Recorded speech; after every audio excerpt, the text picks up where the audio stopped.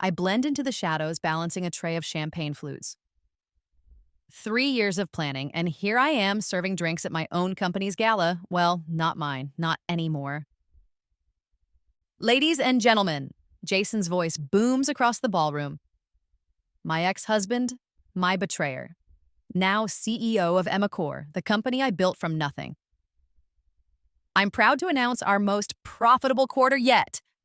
The crowd erupts in applause. I grip my tray tighter as he continues.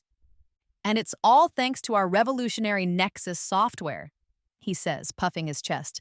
My team worked tirelessly to perfect the code. Your team? Your code? I want to scream. My fingers coded every line of that software during sleepless nights while you slept soundly beside me, plotting my downfall. The board members raised their glasses, people I once called friends. Tom, Lisa, David, all smiling at Jason like he's some kind of tech messiah. Then it happens. The familiar buzz at the base of my skull. The room blurs, and for a split second, I see Jason 30 seconds into the future, gesturing too wildly, catching his sleeve on a passing waiter's tray, red wine splashing across his pristine white shirt.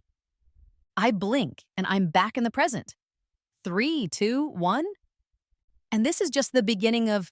Jason's arm swings out just as a waiter passes behind him. The collision, the splash, the red stain blooming across his chest. A small smile tugs at my lips.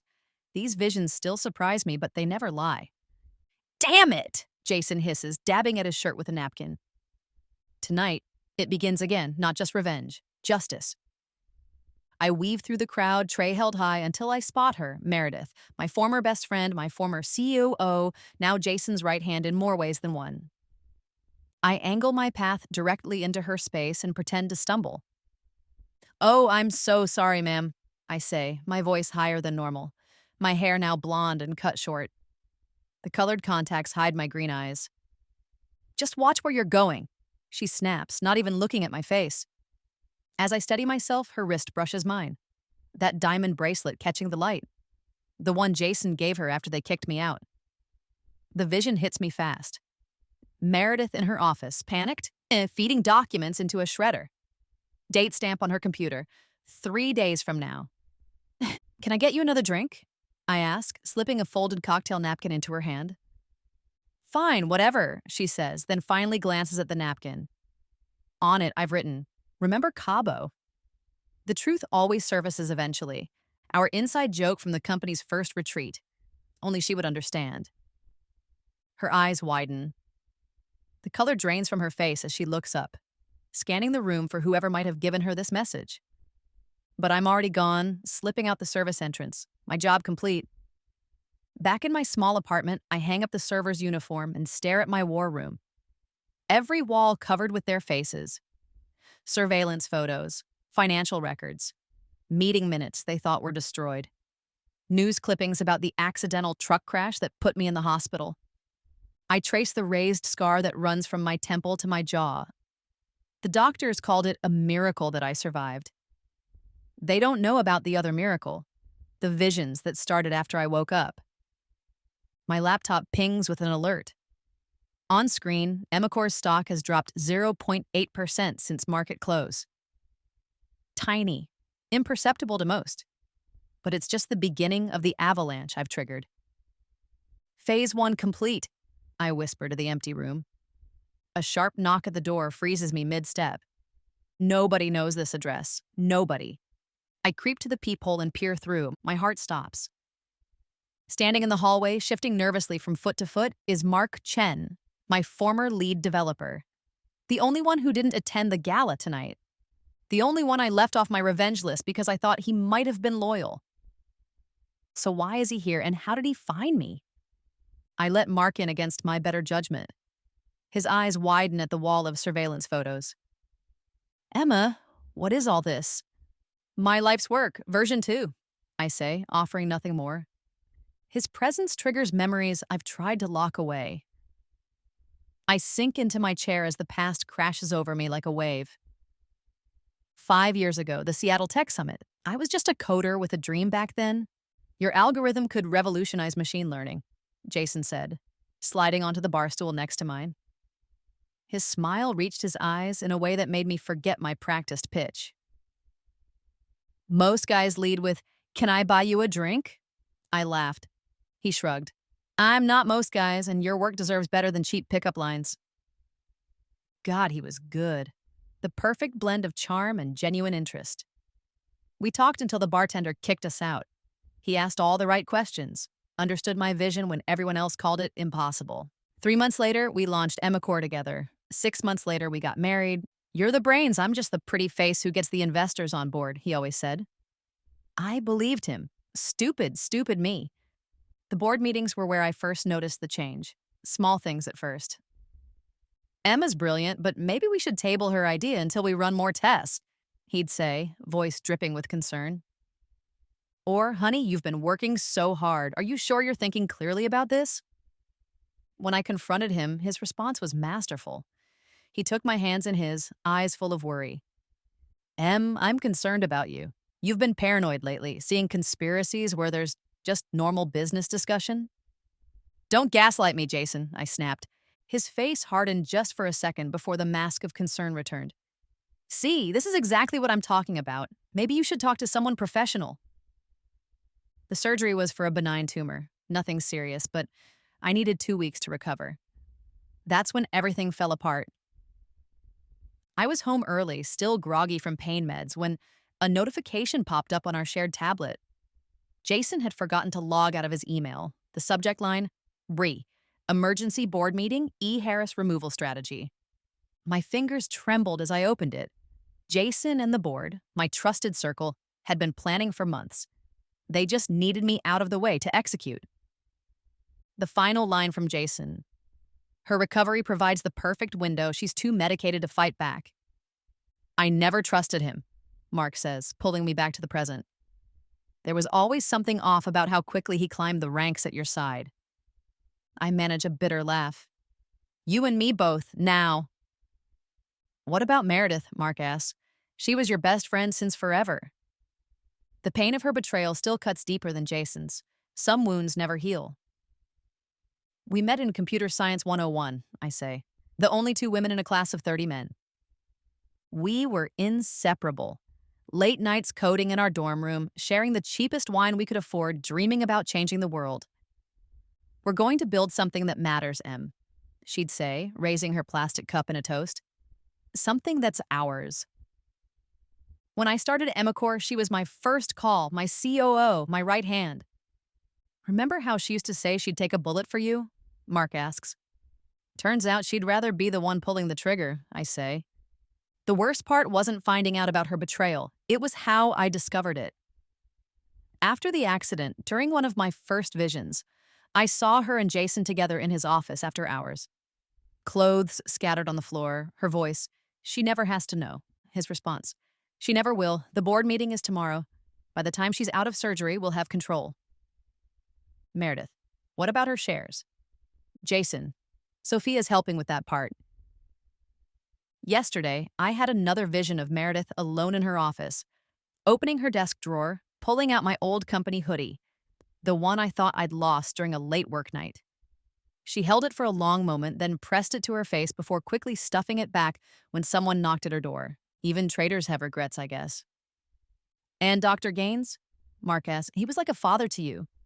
The pain is fresher here. Richard Gaines took me under his wing when I was an undergrad with big ideas but no connections. He opened doors, made introductions, secured our first round of funding. I trusted him completely, I say.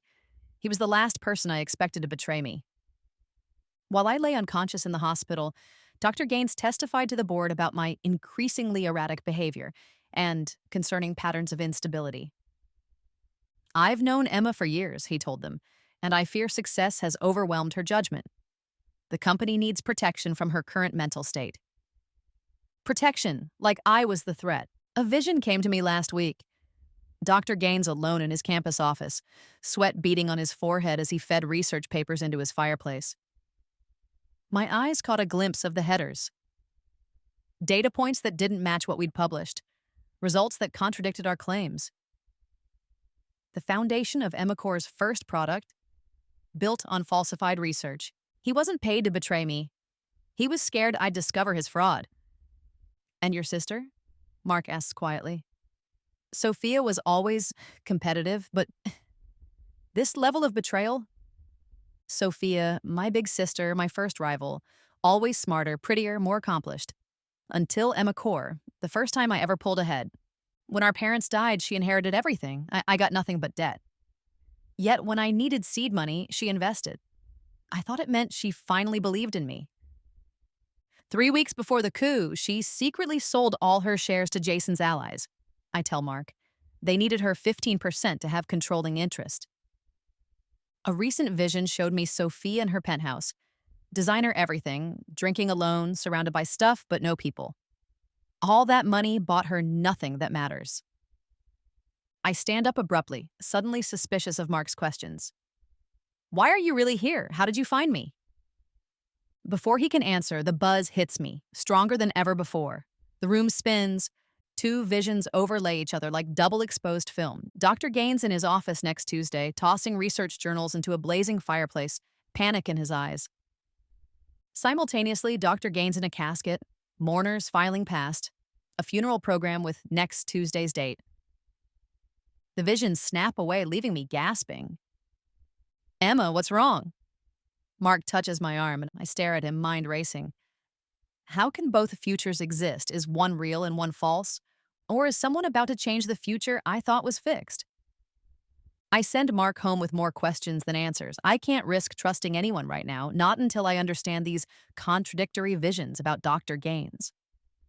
My phone buzzes with a calendar reminder. Clayton Venture Partners, 1 p.m. Time to set the next phase in motion. So essentially, it's predictive analytics for supply chain management, I explained to Derek Clayton, sliding my tablet across the table. I've dyed my hair again, red this time, and wear glasses with clear frames. My new identity, Sarah Chen, comes with impressive but untraceable credentials. Derek nods, clearly impressed. The market potential here is enormous, and your background in AI is exactly what we look for. The restaurant is upscale, all polished wood and soft lighting, perfect for business lunches where millions potentially change hands. I've been working on the core algorithm for 3 years, I say, which isn't a lie. It was part of Emacor's development pipeline before I was ousted. I'm thinking we could start with $5 million in seed funding, Derek says. Let me introduce you to my partners next week. That's when I feel it, the back of my neck prickling. Someone's watching us. I don't need to turn around, I already know. Derek, fancy seeing you here. The voice that once made my heart race now makes my stomach turn. Jason slides into the empty chair at our table, uninvited. His smile is all teeth. Jason Harris, he says, extending his hand to me, not recognizing his own ex-wife. CEO of Emacor. Sarah Chen, I reply, shaking his hand firmly, meeting his eyes. Not a flicker of recognition. Sarah is pitching a fascinating AI application, Derek explains. Supply chain predictive analytics? Jason's smile tightens. Is she now? Interesting timing. How so? Derek asks. Well, Jason leans in conspiratorially. I don't want to cause problems, but her concept sounds remarkably similar to proprietary technology my company is developing. The lie slides out so smoothly. Derek turns to me, suddenly wary. Is that possible? Absolutely not, I say, keeping my voice even. My work is original. But the seed of doubt is planted. Jason twists the knife deeper. There's someone with a similar background to Ms. Chen who used to work for us. Brilliant, but unstable. Left under complicated circumstance. Had trouble accepting reality. Last I heard, she was making wild claims and trying to shop our IP around. The familiar rage bubbles up inside me. I want to stand up and scream the truth. Instead, I take a slow sip of water. I assure you, my work is my own, I say calmly. But I can see in Derek's eyes that the meeting is over. Jason excuses himself, mission accomplished. As Derek makes awkward small talk before escaping, a vision flashes. Jason in his office, laughing with Meredith. You should have seen her face. She had no idea who torpedoed her deal. That night, I craft the email carefully. Jason, I've had time to reflect on everything that's happened. The company is in your hands now, and I need to move on with my life. I'm sorry for any difficulties my reaction to the board's decision may have caused. I wish Emicor continued success. I've started therapy and am working on myself. Perhaps someday we can even be civil again. Emma, I hit send, then order an elaborate gift basket to be delivered to the office tomorrow with a similar note. The phone rings barely an hour later. Meredith. I let it ring 3 times before answering, taking a deep breath. Hello? I make my voice small, fragile. Emma, it's Meredith. I got your email. Well, Jason showed it to me. Oh, hi. I clutch my coffee mug, inhaling the bitter aroma to ground myself. To remind me this is an act. Are you really in therapy? She sounds suspicious. Yeah. I force a small laugh that breaks halfway through. Turns out getting hit by a truck and losing everything in the same month does a number on your mental health. A pause on her end. Emma, It's okay, I interrupt, making my voice crack. I'm learning to accept things. The doctors say anger only hurts me, not the people I'm angry at. That's really mature of you, she says, her guard lowering audibly. I've been worried. I appreciate that, I whisper. I should go. My therapist is helping me set boundaries. After we hang up, I shower immediately. Even fake vulnerability with traitors makes me feel dirty. 3 a.m. The university campus is silent. My old keycard still works on the research building's side entrance. Richard never reported it missing after my accident. Sloppy. His office door opens just as easily. Inside, nothing has changed. The same leather-bound books, the same awards on the wall, the same faint smell of pipe tobacco, though he quit smoking years ago. I go straight to the filing cabinet using a small flashlight. The third drawer, labeled Research Archives, contains what I'm looking for, the original data logs for the initial Emicor algorithm tests. The real ones, not the perfect results published in journals. I photograph every page methodically, making sure nothing is disturbed. When I finish, I can't resist sitting in his chair, the same chair where he once told me, Emma, you're going to change the world someday. The leather creaks under my weight. I run my fingers over his desk calendar, noting he has a meeting with the University Ethics Committee next week. Perfect timing for what I'm about to do. I leave everything exactly as I found it. By morning, 3 separate bombs are planted. An anonymous tip to the SEC about accounting irregularities at Emicor with just enough specifics to trigger an investigation. A carefully curated set of documents sent to Layla Martinez, a journalist known for exposing tech industry corruption. Evidence of Richard's research fraud sent to the University Ethics Committee from an untraceable email address. Now I wait. I don't wait long. 3 days later, the SEC announces a surprise audit of Emicor's financial records. The stock drops 8% in a single day. I watch through the security cameras I still have access to. The IT director always used the same password pattern, and Emicor 22 wasn't exactly Fort Knox. Jason calls an emergency board meeting. I can't hear the audio, but his body language says everything. Arms waving, finger pointing, face flushed. Later that night, a vision shows me Meredith cornering Jason in his office. This timing is suspicious, she says. The SEC, the journalist sniffing around, could this be Emma?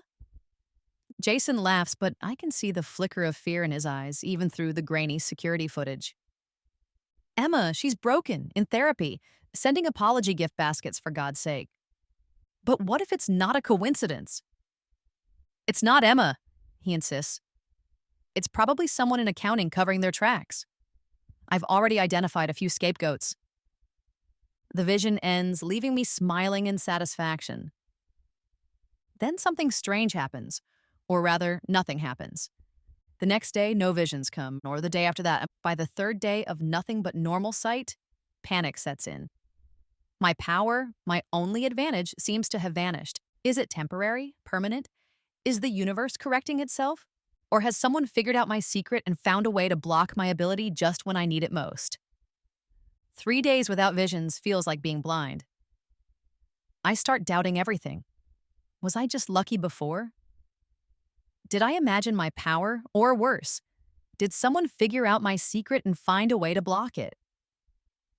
I almost cancel my plans to attend a Tech Fusion, the biggest networking event of the season. Without my visions, I feel naked, vulnerable. But backing out now would mean giving up, and I didn't survive a truck hitting me just to quit. So here I am, in a sleek black dress, blonde wig styled in a sophisticated bob, green eyes turned brown with contacts. Nobody gives me a second glance as I navigate the crowded hotel ballroom, champagne flute in hand. That's when I hear her voice. The company's performance speaks for itself, Sophia says, holding court with a group of investors. My sister looks impeccable as always. Designer dress, perfect makeup, not a hair out of place. Sometimes tough decisions have to be made for the greater good. I edge closer, pretending to be fascinated by a nearby tech demo. Your sister founded the company, though, right? Asks a man in an expensive suit. Sophia doesn't even flinch. Emma had the initial concept, yes. But concepts are a dime a dozen. Execution is what matters. She takes a sip of champagne. Unfortunately, she became increasingly unstable. We had to remove her for the good of the company. The bubbles from my champagne sting my nose as I resist the urge to throw my drink in her face. It was heartbreaking, Sophia continues, her voice dripping with fake concern. But sometimes family business requires the hardest choices. Suddenly, my head spins. The familiar buzz returns with a vengeance. My visions are back. The room blurs, and I see Sophia sitting for an interview, the banner at the bottom of the screen reading Tech Innovator Spotlight. Her voice is clear. The breakthrough came when I realized we could invert the algorithm's approach to machine learning. My algorithm, my breakthrough. She's going to claim credit for my work in an industry journal. The vision fades, leaving me gasping but elated. My power has returned when I needed it most. 2 days later, I accidentally run into Sophia at Benchmark Coffee, her regular morning spot according to my surveillance. The rich scent of cinnamon and espresso fills the air as I approach her table. My appearance back to something closer to the old Emma, hair dyed back to its natural brown, though cut shorter, no contacts. Sophia, I say quietly. She nearly drops her ceramic mug. Emma, how did you? I come here sometimes. I lie, sliding into the chair across from her. I wasn't looking for you. Her eyes dart around, looking for an escape route. I have a meeting soon. 5 minutes, I say. That's all I'm asking, for closure. She checks her watch, sighs. Fine, 5 minutes. I tuck my hair behind my ear, revealing my scar. Her eyes flick to it, then away quickly. I just want to understand why, I say, making my voice small. Was it just money? Did you always hate me that much? Emma, it wasn't personal, she begins, the corporate platitude so ridiculous I almost laugh. Not personal. You're my sister. She stirs her coffee, avoiding my eyes. The company was heading in a dangerous direction under your leadership. You were making erratic decisions. Name one, I challenge. The entire board agreed, Emma. It wasn't just me. Jason orchestrated the whole thing, I say. You had to know that. Sophia sighs. He may have brought concerns to our attention, but we all saw the issues. Your accident was terrible timing, but maybe a blessing in disguise. You needed a break. A break? I was pushed out of my own company while I was unconscious. An older woman at the next table glances over. I lower my voice. I lost everything, Sophia, everything I built. You still got a generous compensation package, she says, as if money could replace my life's work. I just need to know one thing, I say, letting my eyes fill with tears on cue. Did you know about the truck? Did you know they were going to try to kill me? Shock registers on her face, genuine, I think. What? No. It was an accident, Emma. My God, what kind of person do you think I am? At least there's one line she didn't cross. Small comfort. I'm seeing a therapist now, I say, changing tactics. She says I need closure to move on. So thank you for your honesty. Sophia relaxes visibly, thinking she's dodged a bullet. I'm glad you're getting help, Emma, really. Despite everything, you're still my sister. I reach across the table and squeeze her hand. Yes, I am. Her shoulders drop as she accepts my apparent forgiveness. victory, and absolution, all wrapped up with a bow. If only she knew what was coming. That night, I set 3 new traps. First, I forward evidence of Sophia's tax evasion, specifically the offshore account where she hid the proceeds from selling her Emicor shares to avoid capital gains tax, to the IRS and state tax authorities. The documentation is anonymous but meticulous. Next, I leak information to Nexus Tech, Emicor's biggest competitor, about the fatal flaw in Sophia's pending patent application, the one she's been championing as the company's next big breakthrough. The flaw makes the entire invention unworkable, but they won't discover that until after investing millions in development. Finally, using my restored visions, I identify Professor Helen Liu as the journal editor preparing to publish Sophia's fraudulent article claiming credit for my algorithm innovation. I send her irrefutable proof of the algorithm's true origins, my original research notes with timestamps, early prototype code with my digital signature, and video footage from the company's archive showing me explaining the breakthrough to the development team 2 years ago. 3 perfect bombs, all set to explode simultaneously. 1 week later, I sit in a cafe across from Emicor headquarters watching the chaos unfold through my laptop. The company's stock has dipped another 12% since the SEC audit began. Now Sophia's world is collapsing too. Through the security cameras I still access, I watch her pace her office, phone pressed to her ear, a face contorted with panic. "What do you mean, an audit? This is ridiculous. Someone is clearly targeting me," she shouts into the phone. No sooner does she hang up than her cell phone rings again. "What?" she snaps, then forces her voice to calm. "Yes, Mr. Delaney, I understand your concerns about the patent application. No, I assure you the approach is sound. What independent assessment?" Her face falls as she learns that Nexus Tech has publicly questioned the viability of the patent she's been championing. The third blow comes via email. I can't hear it, but I see her expression as she reads the message from the journal editor. She collapses into her chair, hand covering her mouth. She tries calling Jason immediately, but he doesn't pick up. Too busy dealing with his own SEC nightmare to help his co-conspirator. That evening, I hack into the board meeting transcript and smile as I read the growing panic. "Jason, we need to find the source of these leaks. Someone is systematically targeting us." Meredith, could it be a competitor? Industrial espionage? Sophia, it's too personal. Someone knows exactly where to hit us. Dr. Gaines, perhaps we should consider bringing in outside security consultants. Jason, and admit we're under attack? The stock would plummet even further. No, we handle this internally. Find the leak. Plug it. Sophia, and what about my tax audit, my patent challenge, the journal article? Am I supposed to just deal with those alone? Jason, we all have problems right now, Sophia. The company comes first. The infighting has begun. Divide and conquer, the oldest strategy in the book. I close my laptop with satisfaction. Phase 2 complete. That night, as I'm falling asleep, a vision hits me with the force of a physical blow.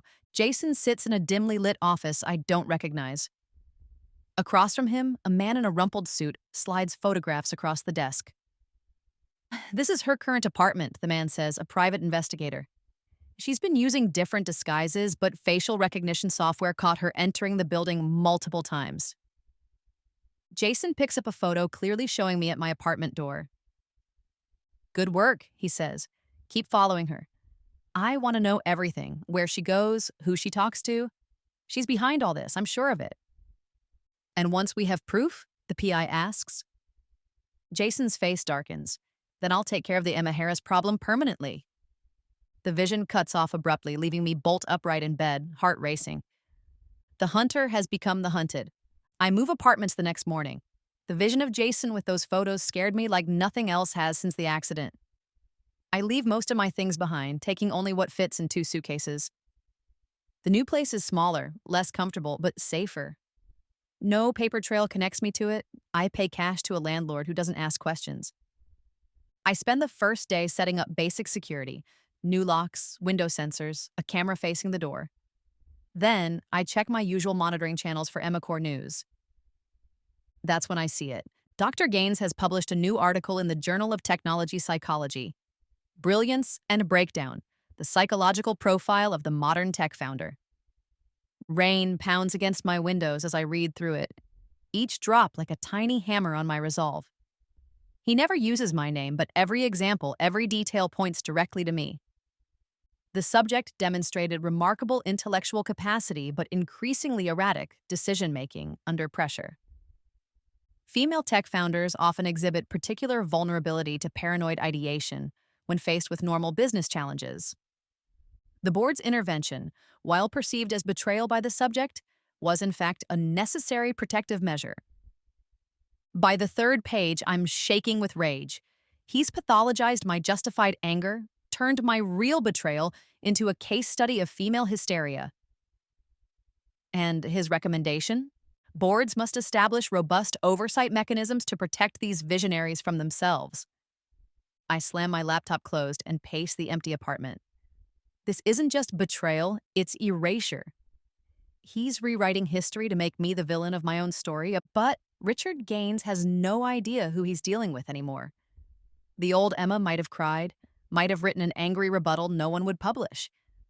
The new Emma plays chess, not checkers. "It's so good to see you, Emma," Dr. Gaines says, rising from the table at Maison Marcel, his favorite French restaurant. "I was surprised to get your message." I give him a fragile smile as I take my seat. "Thank you for agreeing to meet." He looks the same. Silver hair, tweed jacket with leather elbow patches. The distinguished professor persona he's perfected over decades. I wonder if he sees the changes in me. The scar, of course, but also the hardness behind my eyes that no amount of practiced vulnerability can fully hide. "I read your article," I say quietly. He has the decency to look slightly uncomfortable. "Ah, I hope you understand it wasn't personal. The psychological aspects of tech leadership are my field of study." "It felt personal," I say, letting my voice catch. "But my therapist helped me see it differently." His eyebrows raise. "You're actually seeing someone? That's excellent progress, Emma." The rich aroma of truffle and aged wine fills the space between us as the waiter pours our drinks. My phone sits on the table, recording every word through an app disguised as a meditation timer. "I've been doing a lot of work on myself," I say, "accepting reality, moving forward." "That's wonderful to hear," he says, relaxing visibly. "The accident was tragic, but perhaps it provided a necessary pause for reflection." The accident he knows wasn't an accident at all. I swallow my rage with a sip of wine. "I've been thinking about trying to get back into the industry," I continue.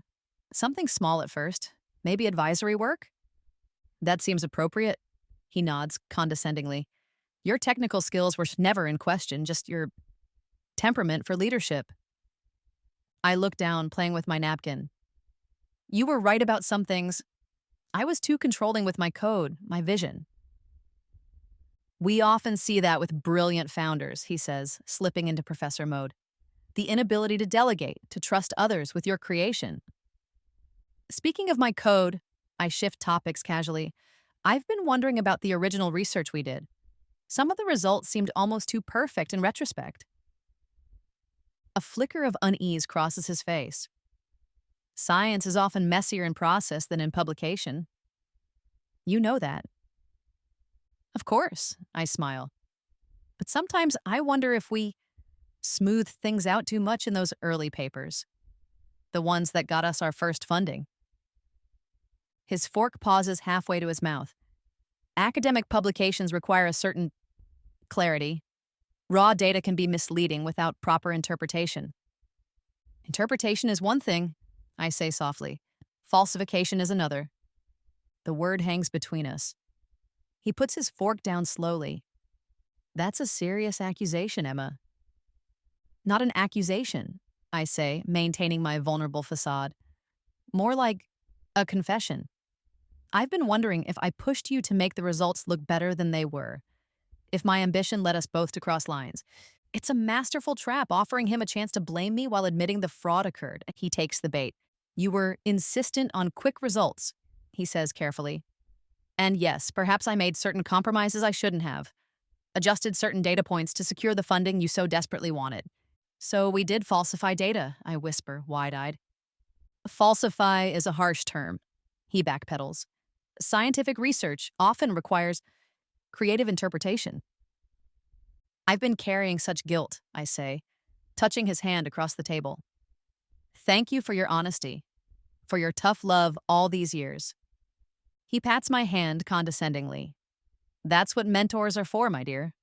To guide, even when the guidance isn't welcome. I leave dinner with a perfect recording of Dr. Richard Gaines admitting to research fraud, packaged with his attempts to blame his female student for his ethical failures. 3 days later, my countermove begins. I send anonymous packages to the University Ethics Board, complete with the audio recording, highlighted sections of the original falsified research, and a detailed timeline. Similar packages go to his publishers and select journalists who specialize in academic integrity stories. My visions guide my timing perfectly. The revelations hit exactly 3 days before the committee meets to decide on the prestigious Wilson Award for Academic Excellence, for which Dr. Gaines is the frontrunner. I also ensure that financial news outlets receive evidence connecting his fraudulent research directly to Emicor's current products and the SEC investigation. The dominoes fall exactly as I foresaw. In my vision, Dr. Gaines stands alone in his university office. A cardboard box sits on his desk, half filled with personal items. The department has placed him on administrative leave pending investigation, but everyone knows he won't be coming back. His hands shake as he lifts a framed photo from his desk. Himself and me at my graduation, his arm around my shoulders, both of us smiling. He stares at it for a long moment before placing it face down in the box. Outside his door, I see a campus security officer waiting to escort him from the building.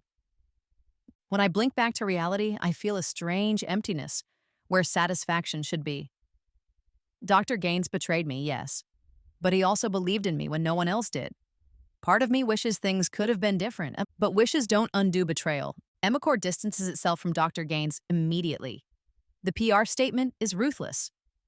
Emicor takes accusations of research misconduct extremely seriously. Dr. Gaines acted as an early consultant, but was never an employee. We are conducting our own review of any research he provided.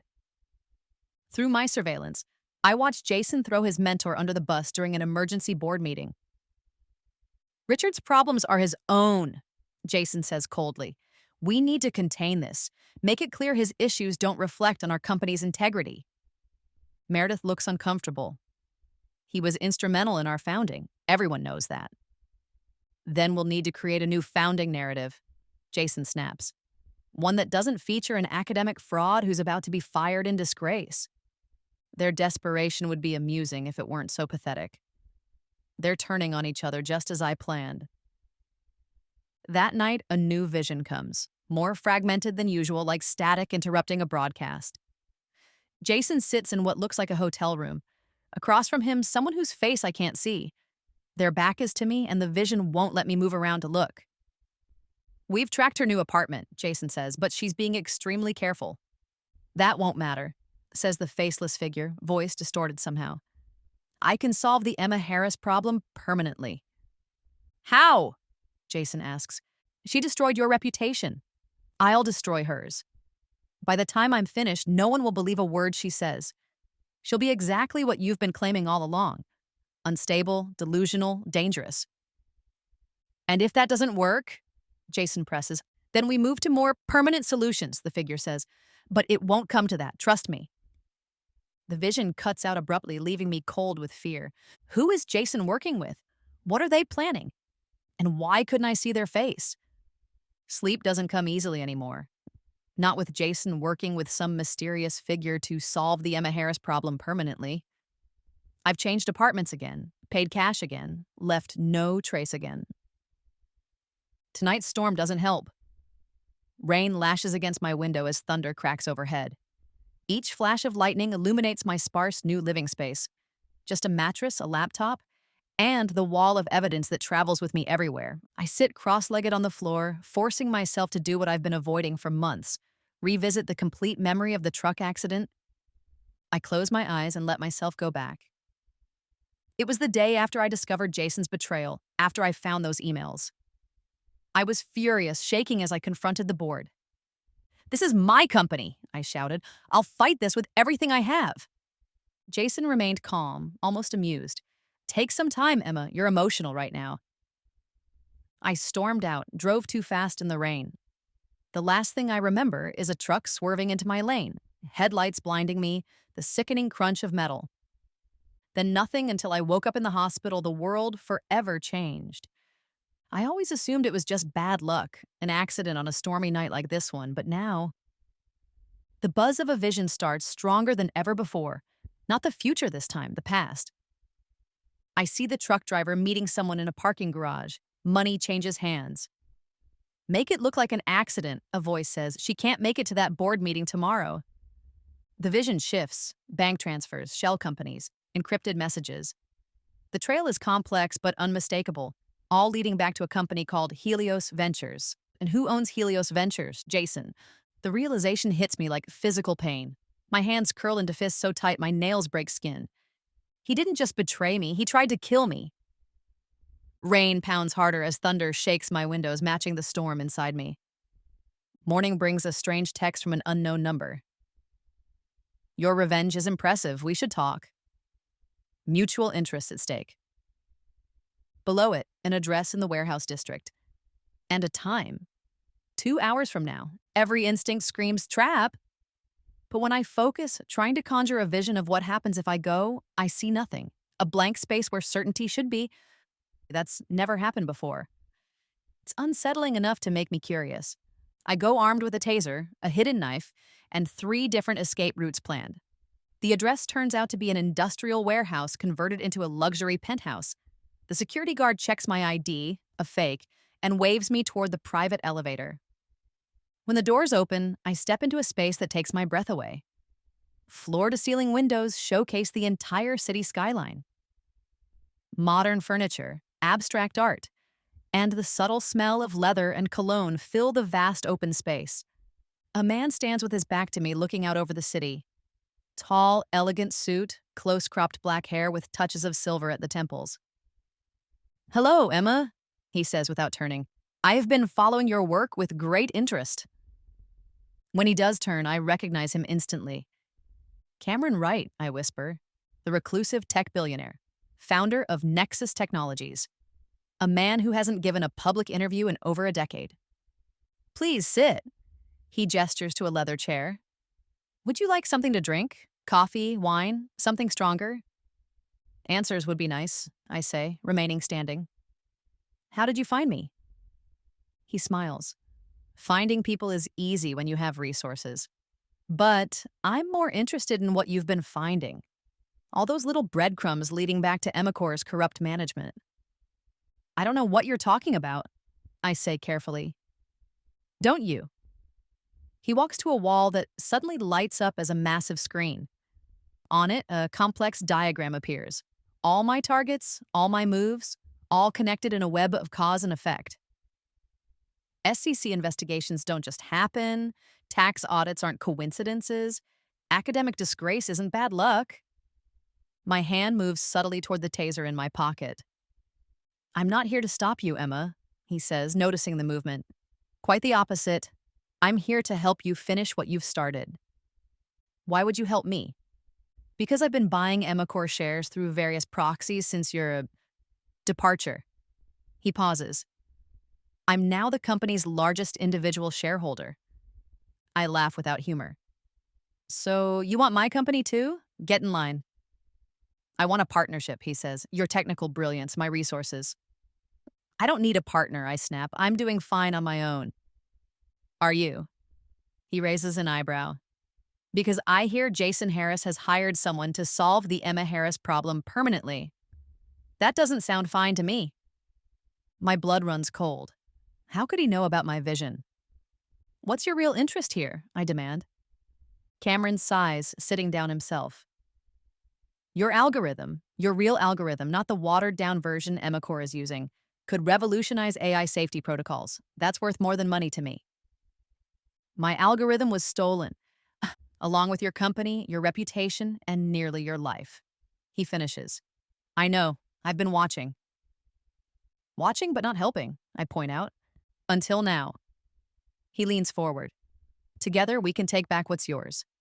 I have the financial leverage. You have the insider knowledge and technical expertise they desperately need. I hesitate. How do I know I can trust you? You don't, he says simply. But consider our alternatives. Alone, your revenge will take months, maybe years to complete. With me, we can end this in weeks. As if on cue, a vision hits me. Not of the past or present, but the future. I see Cameron and myself standing in the Emacor boardroom. The board members look shell-shocked. Jason is nowhere to be seen. Cameron is speaking. As majority shareholder, I am appointing Emma Harris as CEO, effective immediately. Then, more surprisingly, I see Cameron later in his office, signing papers that transfer his shares to me. A company should be run by its true creator, he says. The vision fades, leaving me stunned. According to my ability, he's telling the truth about returning the company to me. Fine, I say finally. Partners. But I call the shots on my revenge. Cameron smiles. I wouldn't have it any other way. With Cameron's resources, everything accelerates. Instead of anonymous tips, we have teams of forensic accountants building airtight cases. Instead of leaked documents, we have whistleblowers with rock-solid legal protection. Instead of small strikes, we launch a full-scale war. In rapid succession, we release evidence of Jason's financial mismanagement, including unauthorized personal use of company funds. Documentation of critical safety flaws in Emacor's newest product, deliberately hidden from regulators. Proof that Jason has been selling proprietary technology to overseas competitors. The company's stock doesn't just dip, it plummets. 30% in a single day. Trading gets temporarily halted. I watch from Cameron's penthouse as financial news shows Emacor in freefall, the red numbers reflecting in the glass wall overlooking the city, now speckled with lights as evening falls. Key investors are demanding Jason's resignation, Cameron says, hanging up his phone. The board is calling an emergency meeting for tomorrow morning. Will they actually remove him? I ask. They don't have a choice. I've secured enough proxies to force a vote of no confidence. He looks at me. Are you ready to take back what's yours? I've dreamed of this moment for so long, but now that it's here, I feel strangely hollow. Yes. Good. Cameron touches my shoulder briefly. Get some rest. Tomorrow will be intense. I try to sleep in one of Cameron's guest rooms, but my mind won't quiet. Something feels off, though I can't place what. Just before dawn, a vision jolts me awake. Cameron in some dimly lit bar, sitting across from Jason. Is it done? Jason asks. Almost, Cameron replies. She trusts me completely now. And she has no idea? None. By this time tomorrow, Emma Harris will be finished for good. The vision cuts off abruptly, leaving me gasping in the dark. Have I been played again? Or are they actually working together? Everything I've seen, everything I've felt tells me Cameron is genuine, but this vision... I slip from the guest room, heart pounding. I need to find evidence one way or another before morning comes. The elevator doors slid open onto the executive floor, and the muffled sounds of a heated argument instantly ceased. Silence fell like a guillotine blade. I stepped out, the thick carpet swallowing the sound of my heels. In my hand, I clutched a portfolio containing not just Cameron's proxy votes, but 6 others he'd strategically acquired from panicked minor shareholders in the last 24 hours. Power felt heavier than I expected. I pushed open the double doors to the boardroom. The air inside was thick with the cloying scent of desperation mixed with stale, expensive cologne. Jason stood at the head of the table, mid-rant, hand frozen in the air. Meredith's pen clattered onto the polished mahogany surface. Sophia, reaching for water, knocked her glass over, the spill spreading like a dark stain toward the center of the table. Dr. Gaines just stared, his mouth slightly agape. Recognition dawned slowly, twisting their features from confusion to disbelief, and finally to raw, naked fear. This wasn't the broken, therapy-seeking Emma they'd dismissed. This was someone else entirely. Emma? Jason finally choked out, his voice barely a whisper. What are you doing here? Attending the emergency board meeting, I said, my voice calm, level. I walked deliberately to the empty chair opposite him, the one reserved for the chairperson. A position I'd never officially held despite founding the damn company. I placed the portfolio squarely in front of me. representing a rather significant block of shares, as it turns out. The color drained from Jason's face. He knew what proxies meant. He'd used them himself to orchestrate my removal. Let's dispense with the formalities, I continued, opening the portfolio. We have a lot to cover. One by one, laid it all out. I started with the financials, projecting spreadsheets onto the main screen, the ones Cameron's forensic accountants had unearthed. Exhibit A, unauthorized transfers totaling $3.8 million from company accounts to shell corporations controlled by Mr. Hayes Harris, used for, among other things, a beachfront property in the Caymans and rather lavish gifts for Ms. Vance. Meredith flinched as if struck. Jason sputtered, That's taken out of context. Standard executive compensation packages. Standard packages don't involve routing funds through 3 countries to hide them from auditors, Jason. I cut him off coldly. I clicked to the next slide. Exhibit B, Dr. Gaines's original research data logs. The screen showed the messy, inconclusive results I'd photographed in his office, side by side with the polished, fraudulent data published under his name, the very data that secured our initial funding and formed the basis of our first product line. A clear pattern of data falsification conveniently admitted to on audio recording just last week. Dr. Gaines went sheet white, gripping the edge of the table. Emma, I explained the context, the pressure. Save it for the University Ethics Committee and the SEC, I said, not looking at him. I turned my attention to Sophia. Exhibit C, undisclosed offshore accounts.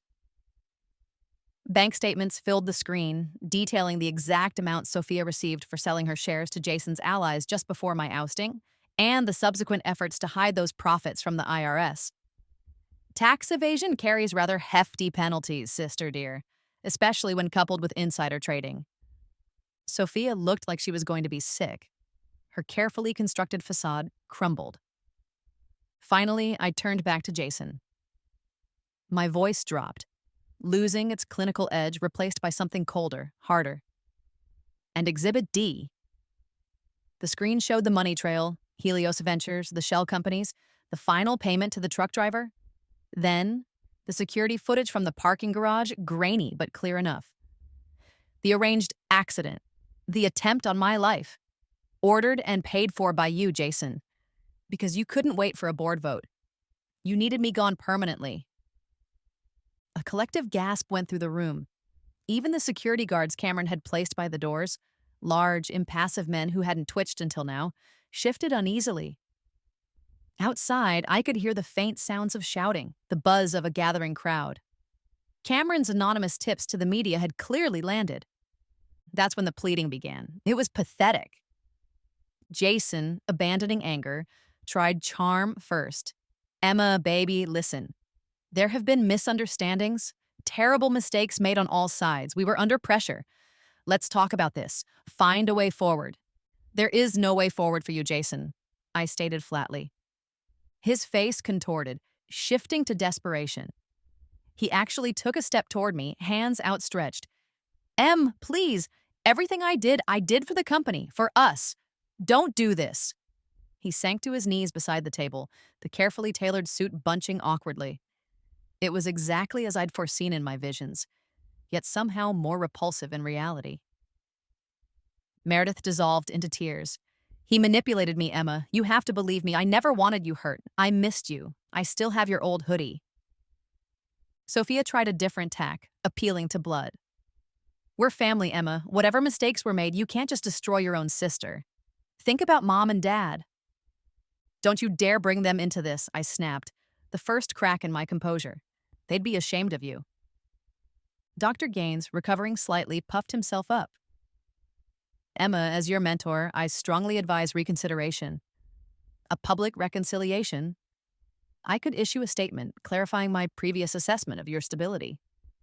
I let the cacophony wash over me for a moment, a symphony of panicked self-preservation. They still didn't get it. They thought this was a negotiation. No. The single word cut through the noise, silencing them instantly. It hung in the air, quiet but absolute. As the representative of the new controlling interest in Emma Core, I announced, my voice ringing with newfound authority, And as the reinstated chief executive officer, effective immediately, my first act is to terminate your employment. All of you. Blank stares met my declaration. Security will escort you from the building now. Your access is revoked. Personal belongings will be screened and forwarded to you. Don't bother contacting legal. Our team is already preparing civil suits for damages against each of you. Criminal referrals have already been made where appropriate. Jason scrambled to his feet, his face a mask of disbelief and fury. You can't do this. I just did. I leaned back in the CEO chair, the leather cool against my back. I ran my fingers along the smooth, familiar curve of the mahogany table. Mine. Finally. Truly mine. Again. Get them out, I instructed the guards. Chaos erupted as they were forcibly removed, shouting threats, pleas, and curses. Meredith sobbed hysterically. Sophia screamed about lawyers. Jason fought until one of the guards pinned his arms behind his back. Dr. Gaines simply looked bewildered, lost. The doors closed, leaving an echoing silence. The spilled water slowly soaked into the expensive wood grain. I took a deep breath, the first clean one I'd taken in years. It was done. Phase 3 complete. Just as the wave of exhausted relief washed over me, Cameron, who had entered silently during the commotion and stood observing near the door, spoke. He walked toward me, stopping a few feet away. The triumphant smile I expected wasn't there. Instead, his expression was serious, almost troubled, a look I hadn't seen in any vision. Impressive, Emma, truly, he said, his voice low. But there's something about your abilities I haven't told you yet. He paused, meeting my gaze directly. Something important.